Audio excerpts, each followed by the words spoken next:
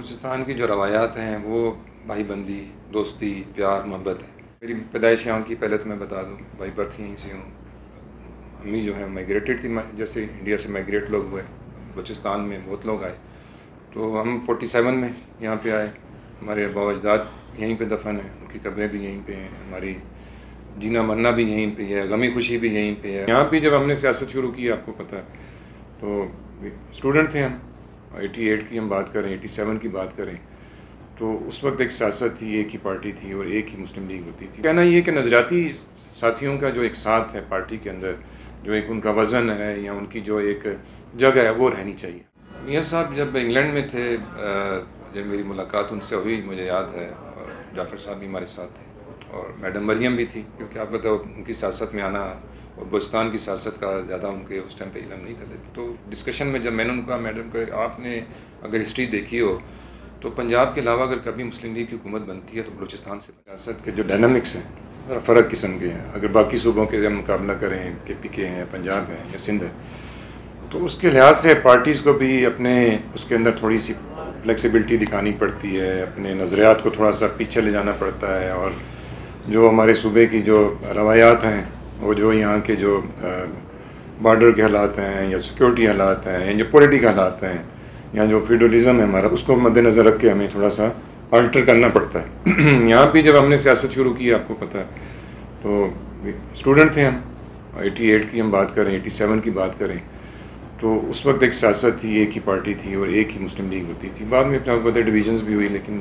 سب نے اپنے آپ کو نظریاتی طور پہ سامنے لائے، لیکن ہم نے سٹینڈ کیا ہمیشہ سے میاں نواز شریف صاحب کے ساتھ ہی، اور انہی کو آئیڈیلائز کر کے، انہی کے نظریے کو کرتے ہوئے اب یہاں پہ پہنچے۔ اب 2018 کے بعد آپ کو پتہ ہے کہ پارٹی ہمارے صوبے میں مسلم لیگ نون ختم ہو گئی، آلموسٹ زیرو ہو گئی، اور جو رہی صحیح کثر تھی وہ بھی جب نواب ثناء اللہ زہری صاحب چلے گئے اور جنرل قادری صاحب چلے گئے، تو پارٹی ہماری بالکل لاوارث تھی۔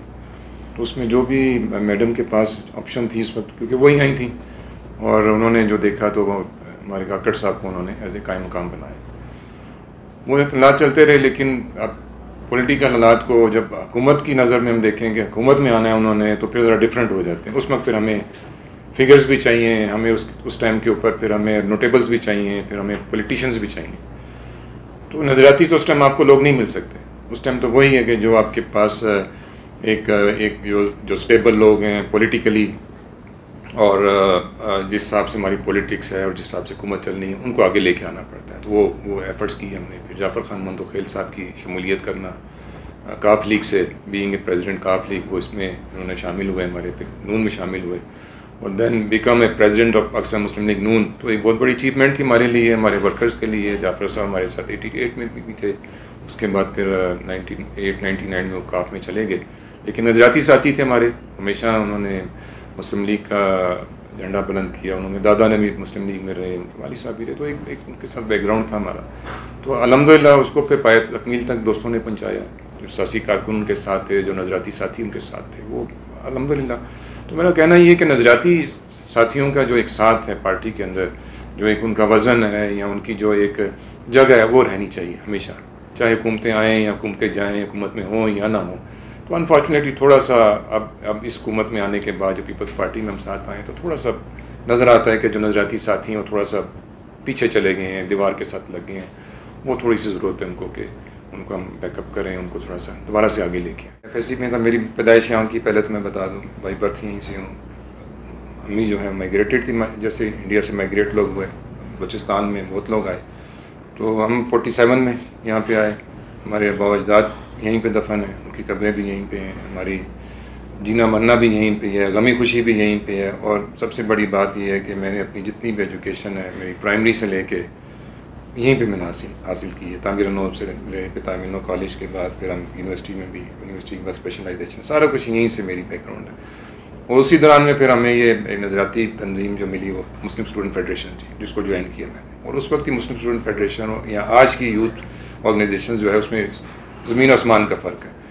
وہ واقعی یہ اسٹوڈنٹ کے حق کے لیے بات کرتے تھے، اور بڑا ایک بیلنس ہو کے چلتے تھے۔ باقی یہاں کی جو تنظیمیں تھیں، جو نیشنلسٹ تنظیمیں تھیں، جتنی بھی BSO تھی، PSF تھی، PSO تھی، سب کے ساتھ بڑا ایک بیلنس DSF ہوتی تھی اس دور میں۔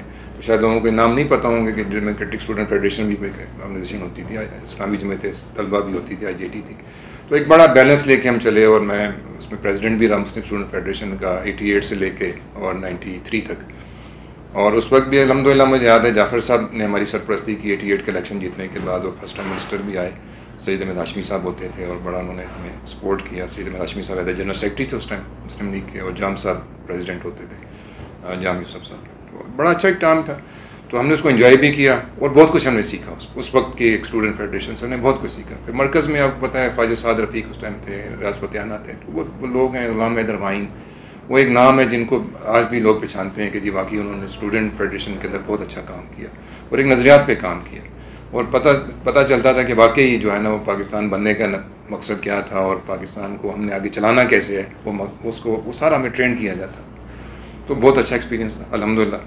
اب اس کے بعد دوبارہ سے پھر اس کو ریویمپ کرنا، پارٹی میں آنا، اپنے آپ کو اسٹیبلش کرنے کے بعد بزنس کے اندر، اور بہت ساری چیزوں کو سیکریفائز کرنے کے بعد، فیملی کو، اپنے بزنس کو، دوستوں کو، تو 3-4 سال دینا دوبارہ سے پارٹی کو، کام تو بہت مشکل تھا. اور ان حالات میں آپ کو پتہ ہے یہ وہ حالات نہیں ہیں جو 88 میں یا 92, 93, 95 تک تھے کہ یوتھ ونگ بنی. اس کے بعد آپ کو پتہ ہے 95 میں جا کے تو دوست ساتھی ہمارے ساتھ ہیں الحمدللہ. آج ہم دیکھتے ہیں اسمبلیز کے اندر بھی ہمارے ساتھی موجود ہیں، سینٹ کے اندر بھی ایز اے ڈپٹی چیئرمین ہمارے ساتھی موجود ہیں. ہم یہاں پہ بھی دیکھتے ہیں ہمارے جو بہت سارے مسلم اسٹوڈنٹ فیڈریشن کے ساتھی وہ بھی موجود ہیں. جعفر صاحب it self Muslim student federation سے ان کا تعلق تھا.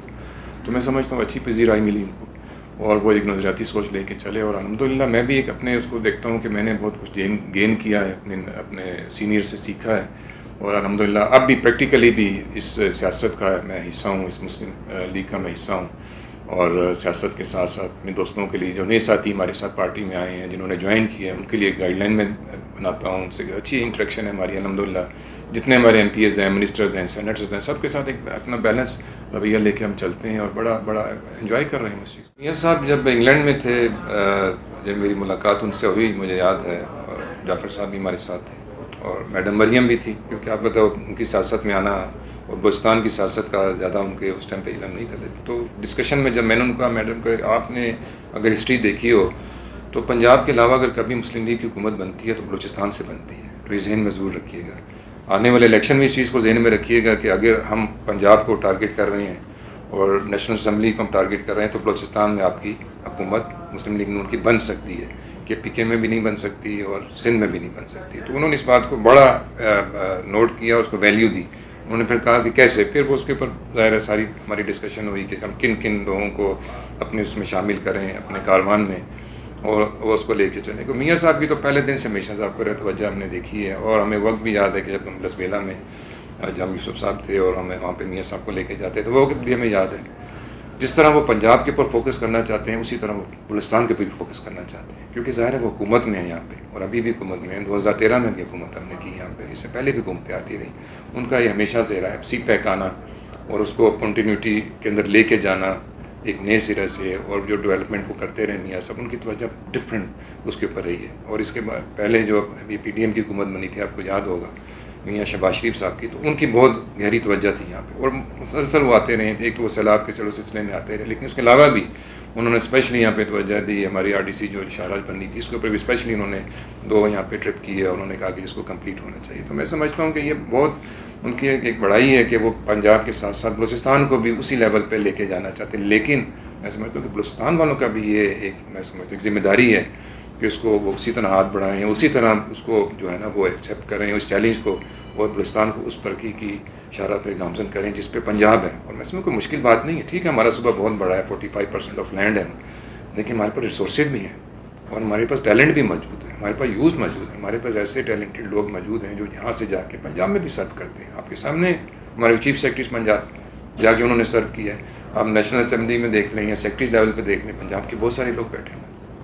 تو میں سمجھتا ہوں کہ ہمیں تھوڑا سا اس ٹارگیٹ کو، اس چیلنج کو ایز اے بلوچستانی اور میاں صاحب کی اس ویژن کو قبول کرنا چاہیے، اسپیشلی ہماری اس حکومت کو، کیونکہ ہم حصہ ہیں پیپلز پارٹی کے ساتھ حکومت کا حصہ ہیں. تو ہمیں ایک ان کے ساتھ مل کے صوبے کی ترقی کے لیے جو ہمیں موقع ملا ہے اس کو ضائع نہیں کرنا چاہیے. بلوچستان کی جو روایات ہیں وہ بھائی بندی، دوستی، پیار، محبت ہے. اور جب ہم یہاں رہتے ہیں، جب ہم میں الیکشن میں جب آیا تو پتہ چلا کہ جو جن حلقوں سے میں لڑ رہا ہوں وہاں سے بھی بہت سارے دوست بھی کھڑے ہیں. تو پھر یہی دیکھا ہم نے کہ پارٹی کی قیادت نے جو فیصلہ کرنا تھا اس کو بھی ہم نے ماننا تھا، اور اسی کی آنر کو کرتے ہوئے میں نے بلوچستان اسمبلی کی 2 جو نشستیں تھیں 42-40 تھی، اسے وڈرا بھی کیا. حالانکہ بہت اچھی ایک پوزیشن بنی ہوئی تھی ہماری یہاں پہ، اور اسپیشلی کوئٹہ شہر کے اندر آپ کو پتہ ہے کہ ہمارے پاس 3 حلقے ہیں جس میں ہمارے سیٹلرز کے ووٹ ہیں، جس میں اس کے علاوہ بہت سارے ایسے لوگ موجود ہیں جو کہ پارٹی کو ووٹ دینا پسند کرتے ہیں. حالانکہ کوئٹہ سے باہر نکل رہے ہیں تو حالات فرق ہیں، لوگوں کے اپنے ذاتی ووٹ ہیں، ان کے اپنے ذات کے ووٹ ہیں، ان کے اپنی قوموں کے ووٹ ہیں، لیکن کوئٹہ کے اندر پیپلز پارٹی بھی اپنے ووٹ لیتی رہی ہے. PTI نے بھی پچھلی دفعہ ثابت کیا ہے، اور اس دفعہ بھی یہ تھا کہ مسلم لیگ نون یہاں سے کہ 2 یا 3 سیٹیں پارٹی بیس پہ نکال لے گی. تو وہ پوزیشن دیکھتے ہوئے جب میں نے NA کے لیے میں نے جو اسٹرگل کی تو مجھے بہت آئیڈیل ایک پلیٹ فارم نظر آیا. اس کے اندر مجھے بلوچوں نے بھی بہت سپورٹ کیا، جو پشتون لابی تھی انہوں نے بھی سپورٹ کیا، اور اسپیشلی جو ہمارے یہاں پہ سیٹلرز تھے، ہزارہ لوگ تھے، سب نے کہا کہ جی بالکل کوئٹہ سے ایک سیٹ ہماری ہونی چاہیے جو پارٹی کو جائے اور اس کے لیے ایفرٹس کرے. لیکن الٹیمیٹلی آپ کو پتہ ہے کہ پھر حالات ایسے بنے کہ مجھے اس سیٹ سے بھی وڈرا ہونا پڑا ہے for the best interest of my party, جو کہ میں نے سیکریفائس کیا اور میں نے وہ سیٹ چھوڑی. لیکن ایک بہت آئیڈیل سیٹ تھی. نیکسٹ ٹائم انشاءاللہ دیکھیں گے، اگر کوئی موقع ملا تو پھر سے اس کو لینے کی کوشش کریں گے. بہت شکریہ. جزاک اللہ.